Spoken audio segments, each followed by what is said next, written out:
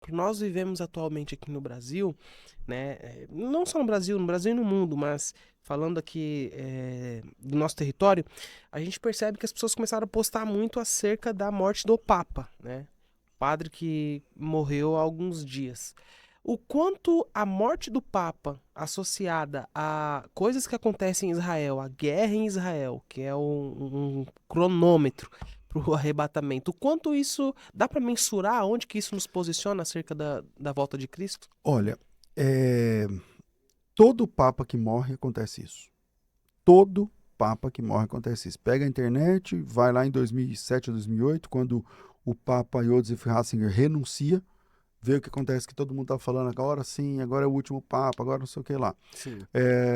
Quando esse Papa que morreu agora, o Mário Bergoglio, ele sinaliza, né? Ele dá uma sinalizada boa sobre a salvação dos homossexuais, por exemplo.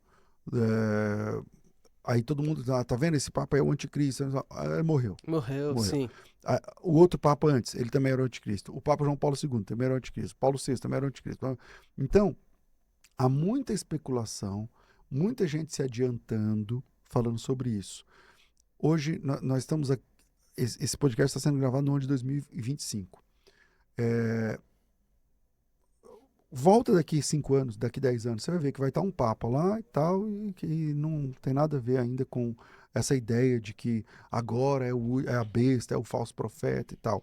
Existem outras coisas que ainda precisam acontecer para começar essa perseguição mundial.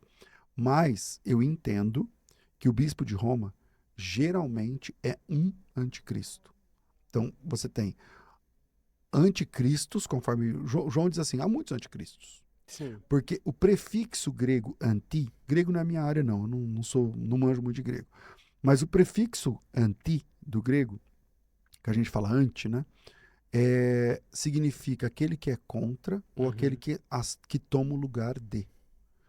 Quando o Papa se apresenta como vigário, a palavra vicarius é uma palavra do latim, vicário significa substituto. Então, quando ele se é apresentado como, é conhecido como vicários, vigário do Filho de Deus, ele é substituto de Jesus Cristo. Quando ele se apresenta como sumo pontífice, aquele o principal fazedor de pontes, então, essas vagas de principal ponte entre Deus e os homens, de substituto do Filho de Deus. Não, não.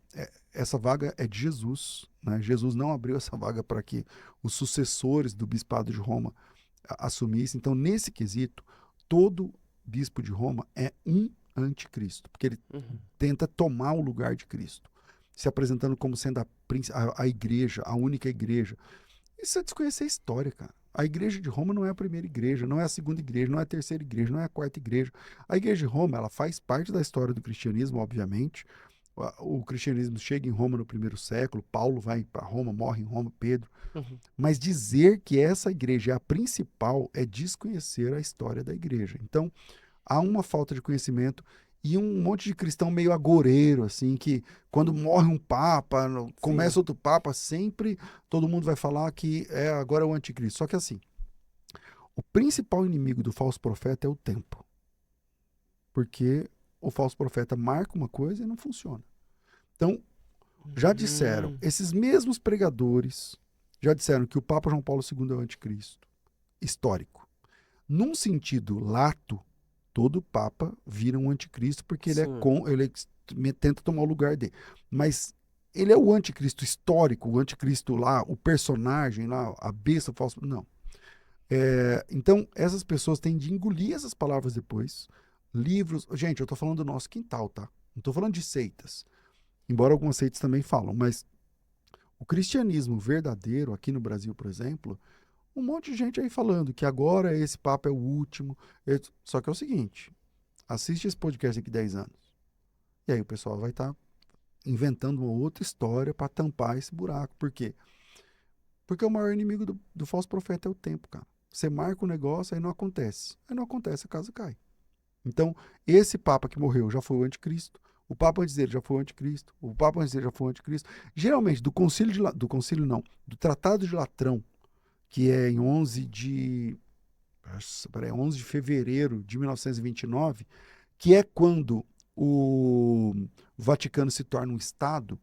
Porque quando o Vaticano se torna um Estado, e o Vaticano vai estudar a história, cara. Por que, que o Vaticano se Sim. tornou Estado?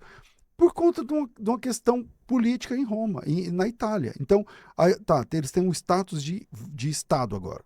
Então, ele é o líder de Roma, ele é como se fosse um presidente, um rei, um Uhum. presidente, alguma coisa assim. E aí o pessoal fala, então agora é só contar os 8 reis, tal, tal, tal. Não é assim que funciona. Roma, o papado de Roma é mais antigo do que o Tratado de Latrão, mas teve aí, ó, viralizou pra caramba Sim, aquele sim. que se suicidou, esqueci o nome, é, eu não lembro o nome dele, que ficava falando lá sempre sobre as coisas que iam acontecer, e satanismo e tal, Daniel Mastral. Daniel Daniel Mastral. Mastral. Não, porque esse Papa vai morrer e tal, tal. Quando lógico que ele vai morrer. Ele era velho, então é Sim. óbvio que ele vai morrer. Só tinha um pulmão, tava difícil ali a situação. Agora esse vai ser o último. Bom, daqui 5 anos, daqui 10 anos, a gente volta a conversar. É a única coisa que eu posso falar, mas com certeza ainda não é o anticristo.